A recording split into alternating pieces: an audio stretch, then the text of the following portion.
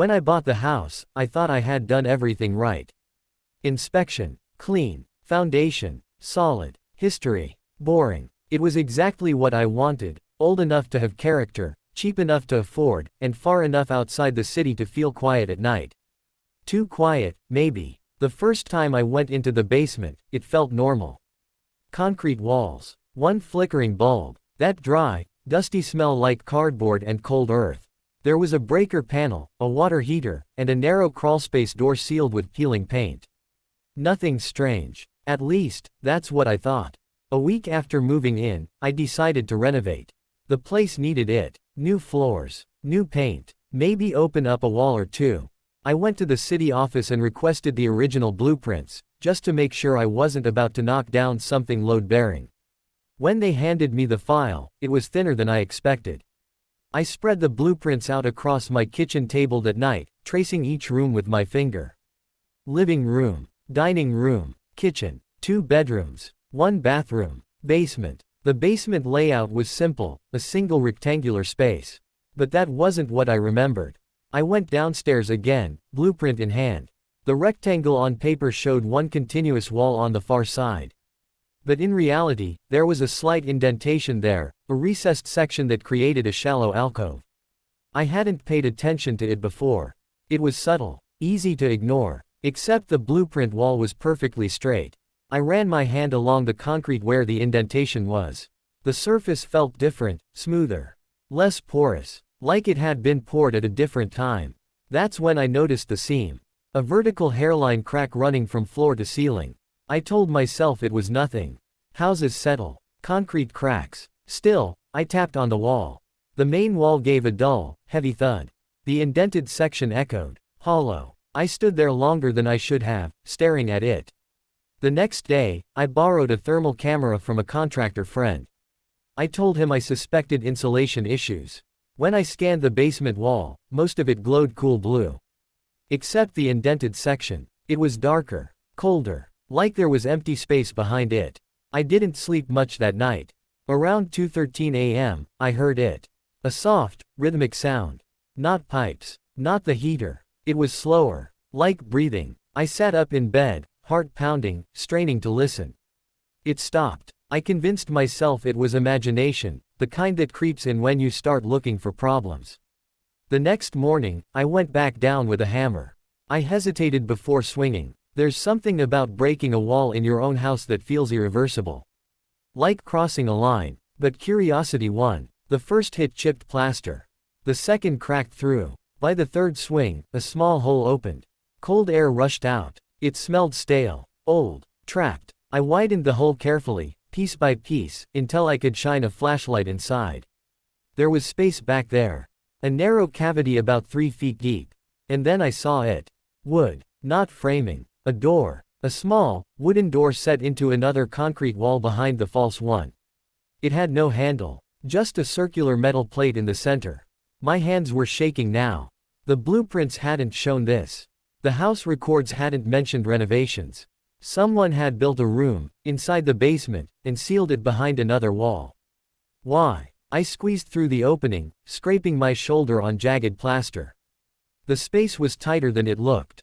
My flashlight beam jittered across dust and spiderwebs. Up close, the wooden door looked older than the house itself. The wood was dark, almost black, swollen slightly from moisture. I pressed my ear against it. Silence. Then, a faint scrape. From the other side. I stumbled back, hitting my head against the concrete behind me. Hello, I said, instantly regretting it. The word felt wrong down there. Too loud. Too alive. For a long time, nothing happened. I told myself it was settling wood. Rodents. Anything explainable. Then the metal plate in the center of the door shifted. Not opened. Shifted. Like something behind it had pressed against it. I scrambled back through the hole and into the open basement, heart hammering in my throat. I stayed upstairs the rest of the day. That night, the breathing came back. Clearer this time. Slow inhale. Slow exhale. Directly beneath my bedroom. At exactly 2:13 a.m. The next morning, I called the previous owner. He sounded surprised to hear from me. When I casually mentioned the basement indentation, he went quiet. Too quiet. That wall's always been there, he said finally. Do you know what's behind it? Long pause. I never opened it. Why not? Another pause. Because it wasn't on the blueprints when I bought the place either. The line went dead after that. I didn't sleep at all that night. At 2:12 a.m., I was already sitting upright in bed. Waiting. 2:13. The breathing started immediately. Louder than before. Almost impatient. And then, 3 knocks. From beneath me. Slow. Deliberate. I grabbed my phone and went live on my security camera app. I had installed a camera in the basement weeks ago for deliveries. The feed flickered on. Static. Then clarity. The camera pointed toward the main basement floor. The false wall was in view. And I watched, frozen, as the dry wall patch I had broken through, slowly pushed outward. Like something was pressing from the inside cavity. The hole widened. Plaster crumbled onto the floor. I couldn't move. The wooden door behind the false wall creaked open by an inch. Darkness inside. But something darker shifted within it. The breathing stopped, replaced by silence so heavy it felt physical. Then the camera feed cut to black. My phone buzzed with a notification. Motion detected. Basement. Timestamp. 2:14 a.m. I didn't go downstairs. Not that night. Or the next. For 3 days, I stayed at a friend's place. When I finally came back, the house looked untouched. The basement wall was exactly as I had left it. Hole and all. The wooden door remained closed. But something was different. The blueprints were on my kitchen table where I had left them. Only now, there was an extra marking on the basement layout. A small square drawn in pencil in the exact spot behind the false wall.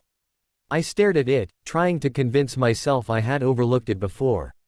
But I hadn't. In the corner of the page, beneath the date from 1974, there was fresh handwriting.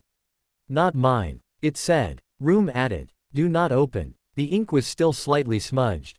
Like it hadn't fully dried. That night, at 2:13 a.m., there was no breathing. No knocking. No sound at all. I almost felt relieved. Until my bedroom door slowly creaked open. And from the hallway, I heard it.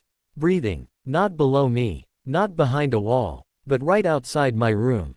Slow. Patient. Waiting. I don't live there anymore.